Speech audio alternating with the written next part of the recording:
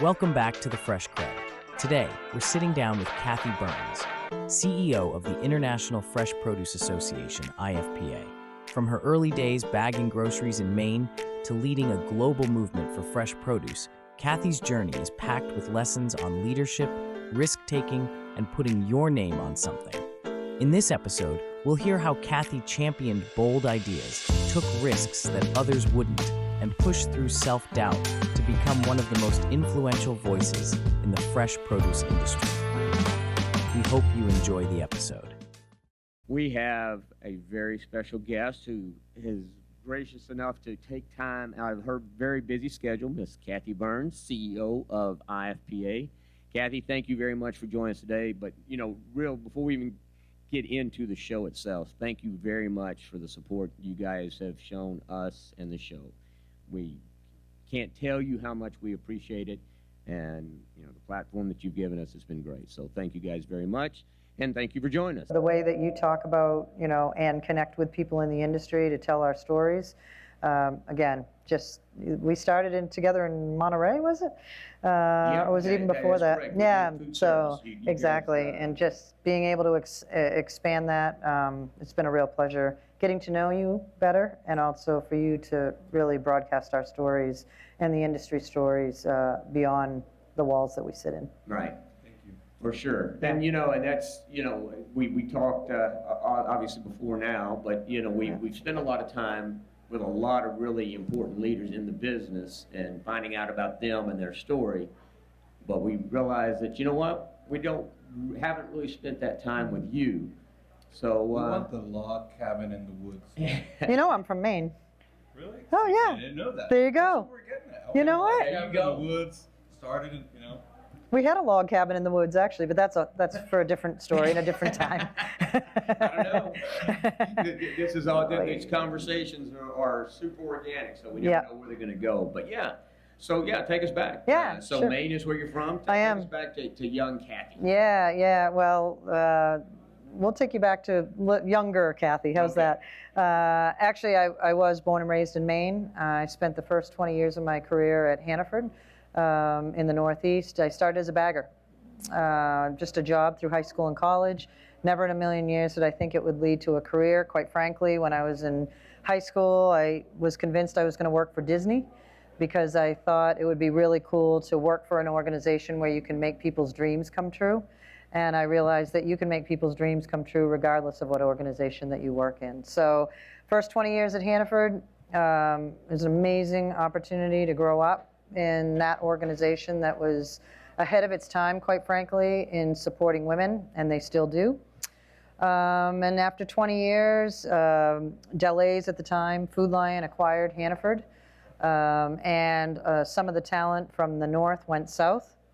I was one of those for a different and new, exciting opportunity. And then I spent 10 years at Food Lion. So I went from Hannaford, that at the time probably had about 140 stores, to Food Lion that had 1,300 stores overnight. So it was an amazing experience to learn about size and scale and impact. So had the opportunity to work at Food Lion, as I said, for 10 years. The last 3.5 years, I had the opportunity to run the organization. And after 30 years of grocery retail, had the opportunity to do something different. Never in a million years did I think I'd end up in a trade association. My husband and I put together 4 guiding principles on how I was going to decide what I was going to do next. And at the time, the Produce Marketing Association hit every single one of those guiding principles. And the big question was whether or not we could live in Delaware. I had driven through Delaware at the time. We were living in Davidson, North Carolina. And obviously, I would drive through Delaware really quick to get to Maine, and obviously made the decision to join PMA. And then, 3 years ago, we created IFPA when we brought PMA and United together. What year did you join PMA? That's a really good question. I think 2014. Okay. Yeah. that's a really good question. 2014, I joined 10-year anniversary. Yeah, 10 or 11, so maybe it was the end of 13. Yeah. Craig, it was somewhere in that time frame, so time flies. Yeah. For sure. Well, you're telling me. Yeah. Yeah, it's been a great ride. So, now, all right, so bagging groceries, so that was at Hannaford store? It was. Yeah, it was actually, I started an independent called Doug's Shop and Save in Bangor, Maine. That's where I was born and raised. We're Okay. known for two things. We have the longest runway on the East Coast and Stephen King. In fact, when I was growing up, we used to go trick-or-treating at his house, which was really cool. Get out of here. No, no See, kidding. now Yeah, that's the stuff you don't get every That's day. the stuff you don't hear every day. So it was amazing. He got so famous, and they shut that down. But when I was working at Doug's, he would come in as a shopper, and he was super, super generous to the community as a philanthropist, in addition to being an amazing writer. So, so I started as a bagger and worked my way up, through high school and college. I bagged until I was old enough that I could be a cashier. Ironically, I did work in produce for a little bit of time, and then I entered Hannaford's retail management training program, Okay. and then That's kinda where I went. escalated Where'd you from go to there. school? University of Maine. Okay. Yep, in And Orono. Bangor was your hometown. Bangor was my hometown. Okay. Still is. That doesn't change, even if you move. Well, it is, right. Yeah, Bangor is my hometown. I spent a little bit of time in Maine, but in Yeah. York, Yeah, sure. York and Portsmouth, which I know is not Maine, but Yeah, we close. had some meetings there Yeah, years ago. that's awesome. I Great ran. place to visit in the summer and spring. I've seen pictures of winters there. Probably not as fun. Yeah, I Depending on mean, what you're doing and what you're geared up for. But it makes you really hardy and resilient for sure. And if you like outdoor sports, it's phenomenal. Maine has 4 seasons, and they are harsh, all in a good way. But it's a beautiful state, has a beautiful soul actually. And I actually ran the Wells store, the Wells Hannaford, which is right next door to York, and just amazing experience. Hannaford has great people, still do. And it taught me everything I need to know about grocery retail. So super appreciative to my time there and the leadership. Right. So you got quite the journey, bagging groceries, just kind of things just fell into place Yeah. along the way. But I'm sure there were things that didn't exactly fall into place or challenges, because that's really leaders now that you're in the positions you're in, right? Everybody knows you now as this, right? Yeah. But there's, in that time frame, it probably wasn't always just falling exactly into place. In your journey, what along the way, was there ever a situation, difficult, whatever, that you had to overcome, and maybe how you did? Yeah, I mean, the first thing that comes to mind is as you continue to grow in your career, oftentimes you go through assessments, almost like psychological assessments. Mm-hmm. And I remember one that I went to, and they interview and they give you a series of testing, and they ask you all these questions that don't seem related to anything, but obviously they're trying to probably diagnose me. And I remember getting the report at the end, and the first line in the report said, "Although Cathy has a firm handshake, I am sure soon she will have more traditional goals in mind, like starting a family." And it's amazing. That feedback was probably given to me 30 years ago, Yeah. and I still remember it. Wow. And so, you can embrace that and say, oh, yeah, maybe I should be, go out and start a family and all this, and maybe my career needs to take a back seat. But then it was, now it's almost like I'm competing against a report that was 30 years ago, that I'm like, no, that's not who I'm going to be. Yes, I can start a family, and yes, I can run an organization, and yes, I can be a great daughter, and yes, I can be a great friend. You can have it all. It's not easy. Right. But to be able to balance all of it, it's just amazing that was the psyche, especially as it relates to women. Yeah. Sure, right? I mean, Yeah. that's the thing is, Yeah. being in a leadership position. We had Karen Kaplan was on with Awesome. us early this morning, and of course, her mom on the LA market coming up. So, very difficult time to rise up through the ranks. Yeah. And Yeah, it was amazing. I mean, when I first started in the career, there was never a line at the ladies' room. Luckily, that's changed. Every time I'd go to a conference, I would walk in, oh, there's no line. Yeah, this is awesome. And sad. Yeah, so I think, again, really a lot of it was just continuing to gain confidence in what I brought to the table, that I deserved to be at the table, that I deserved. People wanted to hear and needed to hear what I had to say. So I think just the constant, just pushing yourself. The worst thing that was going to happen is I may have said something the wrong way, and I would have to clean it up later, versus holding back in any way. So that was I don't know if there was any one instance. I will tell you, when I ran the Wells store, I said, boy, we need a store stretcher, right? Because it does low volume in the winter, but just explodes in the summer. It's a seasonal town on the coast of Maine. Okay. So I'm like, we need a store stretcher. Obviously, we couldn't do that. So I had the bright idea of putting a tent out in the parking lot. And so, believe it or not, I had to go in front of the town hall. I was 24 years old. I had to go in front of the town hall to convince the town that I could put a tent out in the parking lot. Some, kind of mom and pop independent stores would try to fight that fact because they were afraid it was going to take sales away from their stores. So long story short, it got approved. We put a tent out there. I had to put a sidewalk out there. I had to put electricity. I had to put Muzak. So there was Muzak and an intercom system. And so we did it for, I don't know how many weeks, 10 or 12 weeks. And I still am convinced we made money. I'm not sure that that's proven on paper. And so yeah, it was really. And, for me, it was, and I say this to leaders all the time, put your name on something. Like, you can be one of 20 category managers, but do something that makes you stand out.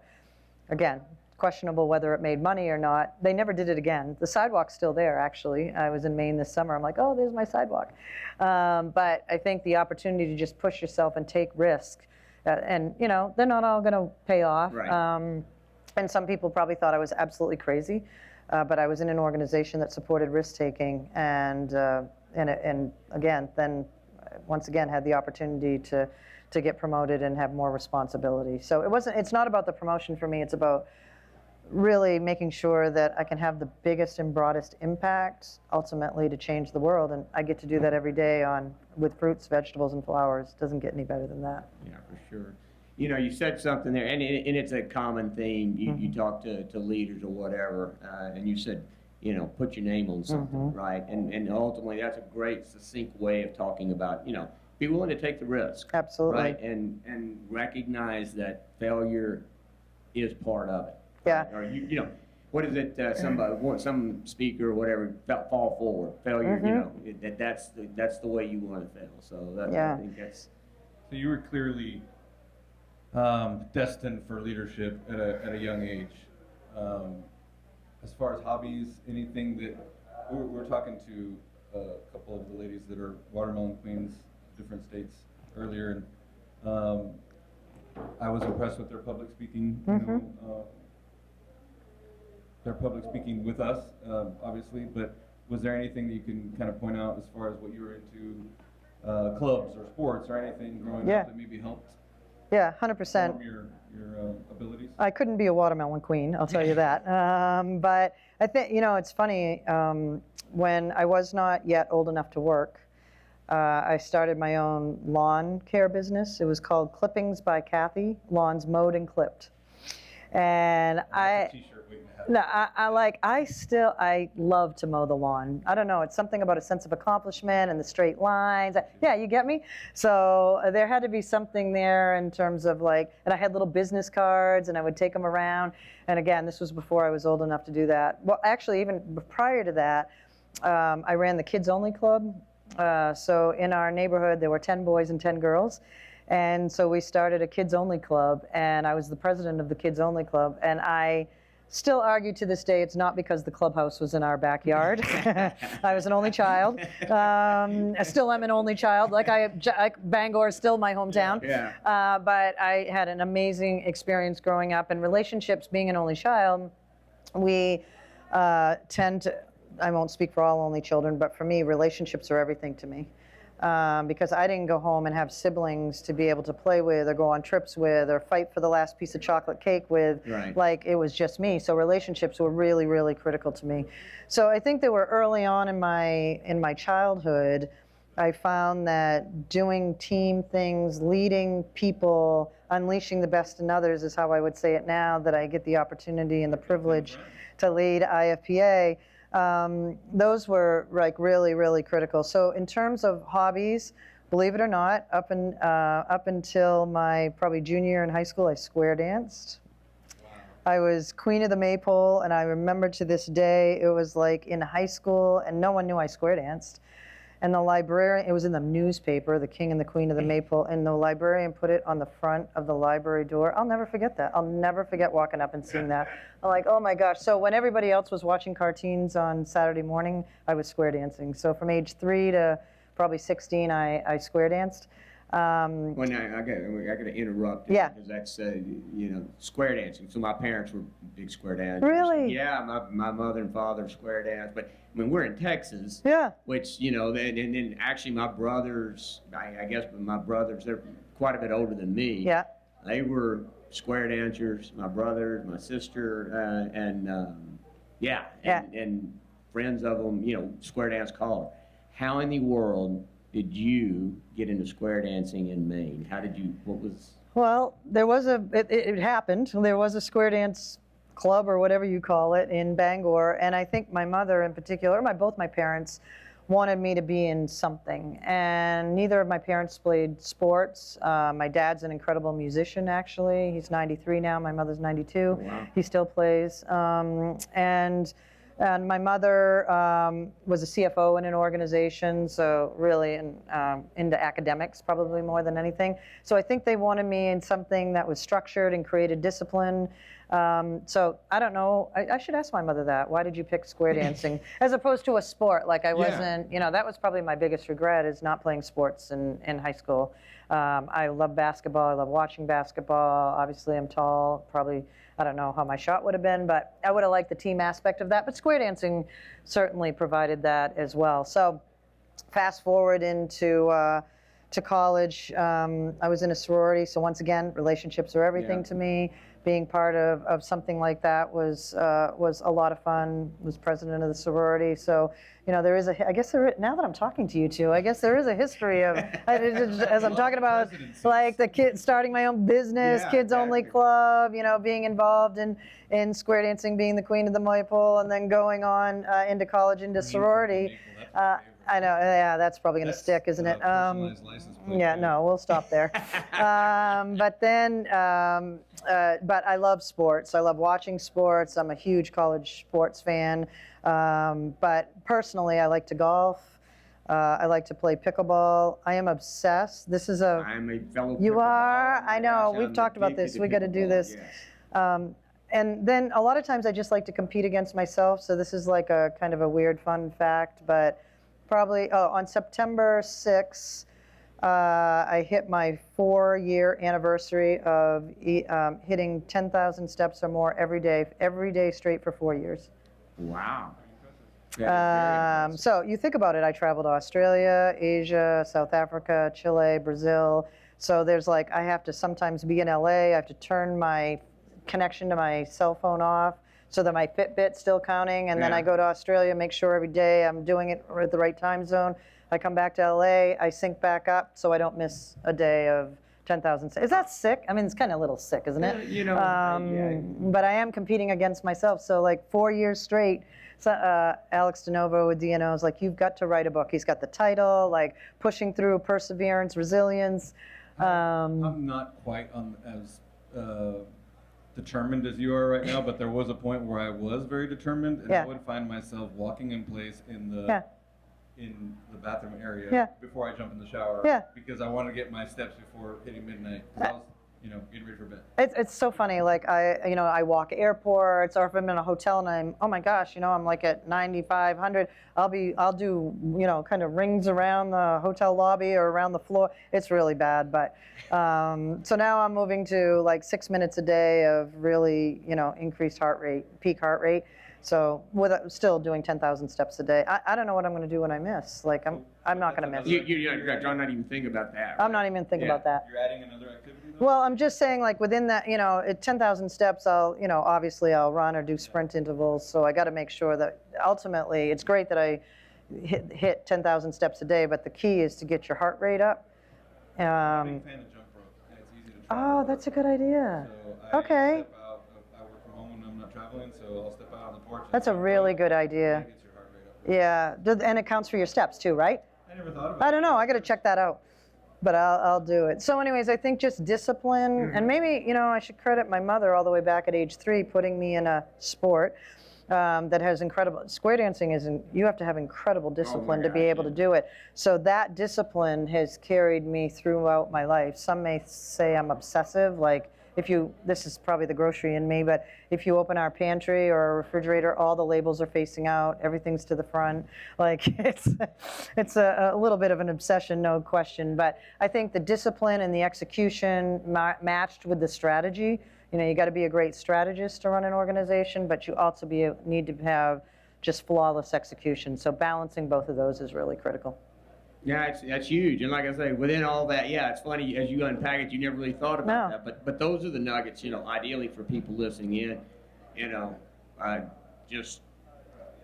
People listen to leaders like yourself to figure out, there's especially young people trying to figure out what their path is, what it takes to be there. Because, like I say, people see you today, and that doesn't just happen. Oh no, there's a lot of hard knocks along the way. I will say. I often think, like, what would I tell my 16-year-old self today? And one of the things that I wish I could just sprinkle pixie dust across all young women and men, quite frankly, is to eliminate fear. I'm sorry, Eliminate fear. 100%. There are so many people that just won't push themselves past that point, whether it's they're concerned about what other people think, they're fear of failure, fear, of being ridiculed. Exactly, no, they don't, but that's where the real breakthroughs happen, and that's usually where the acceleration happens. Look, I told you about putting a tent in a parking lot. At the end of the summer, I got promoted. Again, I don't know if we lost money or made money, but the fact that I took a risk, was willing to put my name on it, going up in front of town hall to get support, and then, just that, if you have that type of vision, and everybody has a great idea, or an idea that they can try, I wish I could just throw some pixie dust on people to eliminate that fear. This world, the velocity of change and the good we could do as a result of that, we would be unstoppable as a society. Yeah, it's amazing how paralyzing, and quite often, there's fears that you recognize, but quite often, at least for me, I find that if something, if I'm not doing well or failing at something, it's typically, if I start to break it down, there's a hidden fear down in there. There's something I'm afraid of, and that is spot on. Fear is to me, if you can overcome and just recognize your fear. There was somebody I was listening to speaking one time, and I've yet to do this. I'm going to do it because I tell this story all the time. But he does, he'll go into a Starbucks, and while everybody's standing in line, he just lays down on the floor. Super awkward, takes a lot of courage, but he just does that just as a psychological. Go do if you really want to break through a fear, what people think, just being do something odd like that. And I think it's a great way to challenge yourself to really get yourself out of a comfort zone. So. It's funny. I have not shared this with anyone actually, but every time we take a picture. And you can ask any of the staff that I work with, everyone smiles and everyone gets in place and they smile and, everyone looks great. And I'll say, okay, now we're going to do a fun one. And everybody just gets into, exactly. The reason I do, one, I love joy, honestly, and I love the fact that people can just express themselves. But if people can feel that and not be embarrassed, I'm doing it with them, right? Yep. And so I'll take a picture with you as long as we can do a fun one afterwards. And you do a fun one, and then all of a sudden, they're liberated, and I swear, after the fun picture, I have different conversations with people. So that's the whole idea of what is the easy way. I'm not sure I would go into a Starbucks and lay myself down on the floor, and maybe people don't like also taking fun pictures. Yeah. But it's the power of the camera, and I'm like, I'll take a picture with you, but let's do a fun one afterwards. And it's just, it changes the conversation and the dynamic of the relationship like that. That's awesome. That's I'm gonna awesome. try that. I was gonna say, Yeah. I'm not up for the Starbucks thing. I'm too much of a germaphobe. But I also heard somebody give a great speech, and it was here recently. So along the lines of fear of failure. Yeah. What's first, activate or motivate? You know what it is. You tell me. I know what comes first. Well, most people wait to be motivated to take action, and your point was It's the action. It's the action that creates the motivation. Yeah. 100%.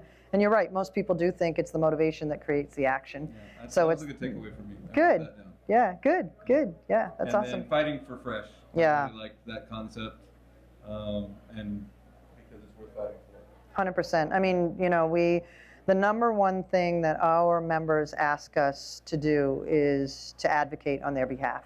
And now with the International Fresh Produce Association, we have one single voice for the fresh produce and floral industry for the globe. And the number one priority that our members ask us for, like I said, is to advocate, and on a lot of different levels. If you think about food safety, if you think about policy, if you think about climate, I mean, I could go on and on about all the priorities that we have.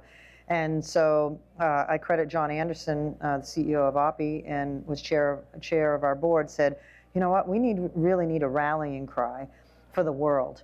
And so we engaged an agency that we work with and said, what can the rallying cry be? And we collectively came up with Fight for Fresh, because, you know, ultimately fresh is worth fighting for. And as I said on Thursday morning, people can have different reactions to the word fight. But, you know, if we don't fight for fresh, who in the world's going to fight for fresh? And we have a lot of issues, as you both know, and we've talked about, that are worth fighting for, and we absolutely need to be at the forefront of that. Our membership expects us to do that. Again, if not us, who? And we've made some progress that I shared on Thursday on things that are critically important to our industry. And we don't take that responsibility lightly. We're going to be calling on our membership to partner with us on that, to do that, because to do it around the world, we need to know who they have relationships with policymakers or regulators. We're going to be unapologetic about it. We're not going to be ignored, and we're going to continue to make significant steps forward. 1 in 10 Americans are eating the right amount of fruits and vegetables. We expect everyone to eat 400 grams. You saw 400 grams? It's not that much. And Cathy, Shouldn't be that. So now you got me going. Yeah, but well, you know, and Cathy, so number one, you know, you leading the charge. The one thing that for me is impressive is you live by what you're preaching, right? Yeah. You know, so and so I'll go on to say, if 1 in 10, there's probably some folks fighting for fresh that are in that 9. 100%. Right? And you know, in order to fight for fresh, you've got to be living fresh. That's right. You know, your message. So compliments to you, because you're not just pushing a message, you're living a message and pushing it, and that's from Walking the talk. Walking the talk, and I got to tell you that means, and for me within the industry, you know, I keep saying, you know, we've got to start with ourselves. Exactly. In a lot of cases. Yeah, and you know, obviously we have so much data to show it's absolutely the right thing to do to eat 400 grams of fruits and vegetables a day. And floral, I mean, we see the data to support that if you're surrounded by flowers, it doesn't mean you have to live in a jungle or a log cabin in Maine, but you at least have to have, if you have flowers around you, we have data to show that it actually improves your mental well-being and your mental health. 73% of the population is anxious. I promise you, you are all working with somebody that has anxiety. Different levels, different forms, but they're anxious. Yeah. You know, 70 plus elections around the world, that alone creates anxiety. And floral has proven, we have data to show that it actually lowers your level of anxiety. Really? Yeah. So anyways, there's a lot of data points. So it's, yes, I appreciate the comment around living it, but we have the data to support it too, and we're so underrepresented in the world that we do have to fight for fresh. Yeah, I mean, for sure, and we talked about this earlier. I can't remember which interview we were doing, but it's the dollars. I mean, in this world, you know, it's where the money's at, and it's a thin margin business we're in, right? You know, we've got the best message of anybody putting food out there. Yeah. You know, yet to make it happen, it works on very thin margins. And so we don't have the dollars that the dairy industry has. We don't have the dollars that the grain industry has, frankly. I mean, you know, the reality of it is, you know, the WIC program, we talked about that earlier, you know, that was something when we started fighting for that, I thought that should be easily done. But no, it wasn't easy done because not everybody wanted us on that program. Yeah, it's crazy. You know, So it's a tough. We've got a great fight, but it's not going to be an easy fight, you know, because we're fighting against a lot of big money. Yeah, I mean, and here in the U.S., obviously, the Farm Bill is something that we're fighting Yep. for. And if you look at our industry in particular, we're 40% of the farm gate value, and we get less than 8% of the funding. Yeah. Once again, unacceptable, right? And we're in a much better place as being part of the Specialty Crop Farm Bill Alliance.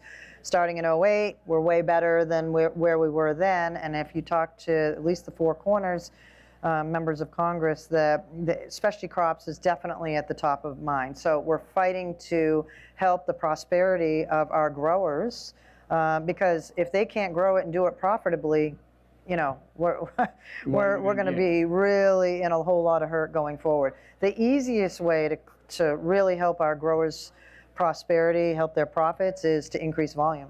Sales cures all, as you guys know. So fighting for programs to get fruits and vegetables in any program around the world related to driving consumption at the state level, at the government level, at the UN level, the World Health Organization, but also making sure that we can continue to get funding to help our growers be more profitable. That's why the work we're doing around innovation around climate is so important, because if we can find more efficient ways to be able to invest in our industry. I know I talked about it on Thursday. We got $25 million from the USDA. $10 million we're going to focus on innovative packaging for our industry. So we're actually looking for organizations, and if you have any of your listeners that would be interested in getting funds from the government to come up with new sustainability packaging, that would be great.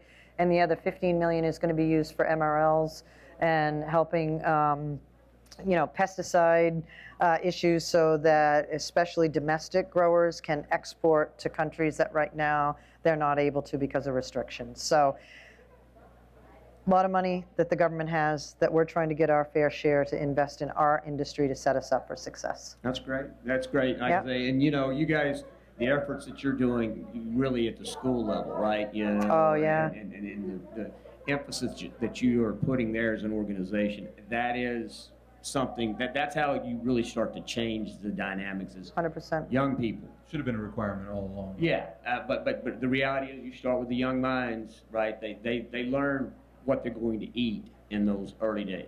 And Yeah, and actually their taste and almost healthy eating or taste profiles get developed 6 months into embryo. really? So we actually need to start, and this is why we need to make sure that pregnant women are actually eating our products, because that's when a baby's taste profiles get developed. Yeah, So definitely it's in the embryo through preschool, primary school.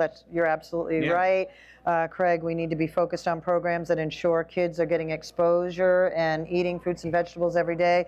And then now the next focus, we do a lot of work with K through 12.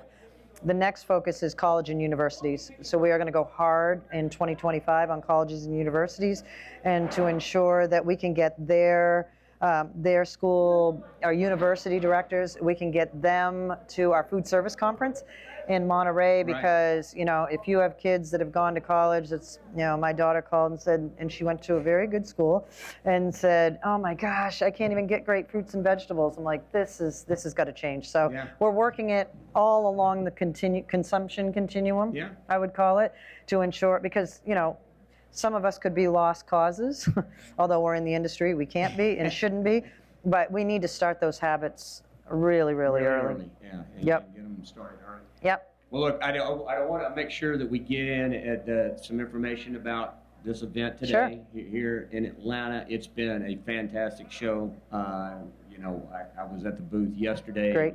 For us, and we had great traffic. Saw lots of folks. But tell us on the overall.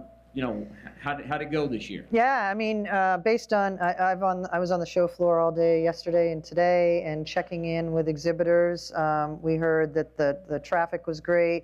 I don't have the final numbers. For me, to be honest with you too, I don't get as wrapped up in the total numbers as some people may. For me, it's about the quality of attendees, not the quantity. If you are seeing people at your booth that you want to see, and they're decision makers, and they're engaged in the organization, especially on the buy side. What I can tell you, this is a number that I know is accurate, is the last time we were in Atlanta, we had about 800 to 900 buyers, and this time we had over 3,100 buyers that attended. Now, 2015 to 2024, obviously we've seen growth. So that is a number I know is solid. I think we were 300 and, I probably shouldn't be throwing numbers around. around, I think you know. it was like 331,000 square feet, maybe it was 330, I think it was 331. So that's larger than we've been in decades. I think the only square footage that's been larger was Orlando in 2018, back when it was Fresh Summit. So the presence of the exhibitors, and I can't thank, if you don't mind, I'd love to thank the sponsors, the exhibitors, the attendees, obviously, the buyers that were here. I mean, that's what makes this so special. You know, I've said to you probably every time, there's a heart and soul of this industry like no other part of the plate and no other part of the store. And you can see it on the floor. You know, we're an industry of handshakes and hugs. And you can see it, you know, the joy in people's faces, connecting with each other. Either it's a reunion and a homecoming for some, and I just love seeing the young people out, and their eyes are just so wide about, because they don't understand the dynamic and the depth and breadth of the industry that could be available to them. Yeah. So again, the proof is in what happens after these 2 days in terms of the business relationships people have, strengthening the current relationships, maybe finding some new partners. But at the end of the day, we've got to drive consumption in order for all boats to rise. And you can count on me to continue to lead that effort for the industry.